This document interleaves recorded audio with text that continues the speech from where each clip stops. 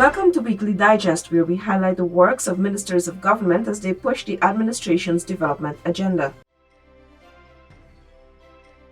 The Ministry of Health is looking to train more nurses and other healthcare professionals as it seeks to drastically improve the healthcare system in Guyana. Minister Dr. Frank Anthony, while speaking recently at a sub-turning for a new $6.6 billion hospital in Region 5, noted that persons need to be trained from the region to adequately staff the facility when it is completed. So there's no barrier to education. If you want to become a nurse and you have the aptitude, you have a couple of subjects, we will work with you to bring you into the system. Region 5 need quite a lot of nurses. And we want you to come on board, identify those young persons who are interested, and we will train them. And when we finish training you and you pass the exam, we have a job for you. Prime Minister Brigadier Retired Mark Phillips says collective actions must be taken in order to achieve Guyana's Sustainable Development Goals, SDGs. The Prime Minister made the remarks while presenting at the second voluntary national review of the SDGs to the United Nations High-Level Political Forum at the Arthur Chung Conference Center. Achieving the goals will require the participation and collaboration of all sectors of society. We must consider effective ways that we as a government, in partnership with the private sector and civil society, individuals and institutions, can work towards achieving the SDGs. Agriculture Minister Zulfikar Mustafa led a team of ministers on a follow-up visit to Region 5 to address residents' issues. He was accompanied by Minister of Local Government and Regional Development Nigel Dharamlal and Minister of Public Service Sonia Parag. Issues such as the need for farming tools, clearing and ownership of land for farmers, and cleaning of canals were all raised and addressed. So I asked MMA to work with you all to get the land. Ownership. Rangers within the NDC to visit where roads got to fix, drains got to clean, bridges got to be built. This year, 16,268 pupils wrote the National Grade 6 Assessment, NGSA, over 2 days at 517 centers countrywide. NGSA is an examination that determines which secondary school children will attend based on their performance. So across Guyana, I want to say good luck to all our students. You are ready for this assessment. We have done everything we could possibly humanly do to make you ready. We give each student all the textbooks they need. That's not something that usually happens across the country in the public schools. All of these children you see here were offered breakfast this morning. That's a first in Guyana.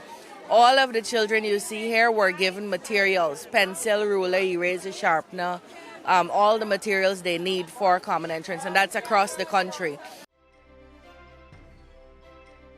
174 more Guyanese from regions 5 and 6 are now ready to start building their homes, having received steel and cement subsidy vouchers. So far, over 600 residents of Region 2, 3, 4, 5, 6, 9, and 10 have received steel and cement subsidies. When the program was conceptualized, it was basically recognizing that we have a number of communities or new areas being developed, and we want to encourage construction. So you drive through, you see some empty lots. Then you have a number of persons who are coming on stream, new allottees. We want to encourage home ownership, construction. Meanwhile, 30 persons participated in a house lot identification exercise at Phase 3 Fort Ordnance, Fort Lands Region 6 on Wednesday last. This is another step closer for them to start building their dream homes. 180 persons have been allocated house lots in that housing scheme. Work will continue here in Region 6 for us to identify new lands, for us to be able to make available more opportunities for allocations. But we will, in another month, we'll start preparing the area. We will start in another month or month and a half, another 50 houses in the Hampshire area, for construction of houses, that is, in the Hampshire area. But we'll be doing a model, not the current model, we'll be upping this type of design And so the other one will be more like the middle income. Thousands of residents from various communities in Region 5 are set to benefit from an improved level of water service as several water treatment plants will be upgraded soon. We know the quality of the water on the coastline. We know this. We know the iron content in the water, and Region 5 is no exception. But the way to address it is injection of resources. That is for treatment plants, and your government is doing such. Residents of Aichuni will soon get land titles as government has begun a process of regularizing several households there. This is being done to address long-standing land issues in the community. I've given that planner 1 week to finish the plan, because I want in 1 month time for us to be able to go back to Aichuni to start having persons sign up to process the ownership for those who don't have ownership their titles. The Ministry of Local Government and Regional Development collaborated with the City Council in a cleanup exercise along Regent Street to make it a more sanitary environment for commuters and vendors. This is going to be a continuous exercise to upgrade and enhance the quality of life, well, in this case, the quality of business in Georgetown. And I'd like to encourage everyone that uses Regent Street, everyone that traverses anywhere in Georgetown, to continue to keep the place clean, and those vendors who are plying their trade on the streets, for them to make sure that their environment, the areas where they work, where they conduct their businesses, that those areas remain in a pristine condition. The Ministry of Labor's National Advisory Council on Occupational Safety and Health hosted an awards ceremony where several persons and organizations were recognized for their efforts in promoting safe and healthy workplaces. We are thankful that many companies are responding, and many Guyanese are responding to the need to adopt a safety culture. And I think that is what this is about. I have said early when I was given this job that as Guyanese we have two options. Either we pay attention to safety and health,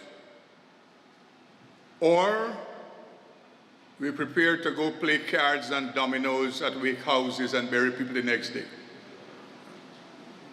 Those are the two options we had before us. The fact that all of us are working towards a positive outcome, I can report to you that we are making some progress. Much more needs to be done, but the analysis of the numbers over the period has informed us that we are making some progress. The minister is encouraging persons to take advantage of the opportunities being presented by the government. He is also urging persons to sharpen their skills and meet the demands of the labor force. They have more employment than people that need to be employed in Guyana. I can tell you, the minister, they have more employment. You go, y'all take a walk in all the areas where we're doing construction, housing, all those areas we're doing the infrastructure work, and you will see that the contractors, they're saying, listen, we cannot find skilled personnel. Ghana has set the stage for countries from around the world to take example from its transformational and inclusive policies regarding the rights of indigenous people. This was exemplified at the 22nd session of the United Nations Permanent Forum on Indigenous Peoples Issues held at the United Nations headquarters in New York from April 17 to 28. Guyana was among the very first that produced a legislation for protection and for the Amerindian rights or indigenous peoples' rights. We're the first to also have a commission, a rights commission that the indigenous people can go to for redress if they feel they are discriminated against, and that's the Ethnic Relation, including the Indigenous Peoples Commission. Minister of Human Services and Social Security Dr. Vindya Prasad, Minister within the Ministry of Housing and Water Susan Rodrigues, along with the Indian High Commissioner to Guyana Dr. K.J. Srinivasa, all attended a cultural ceremony to commemorate the 185th anniversary of Indian arrival to Guyana.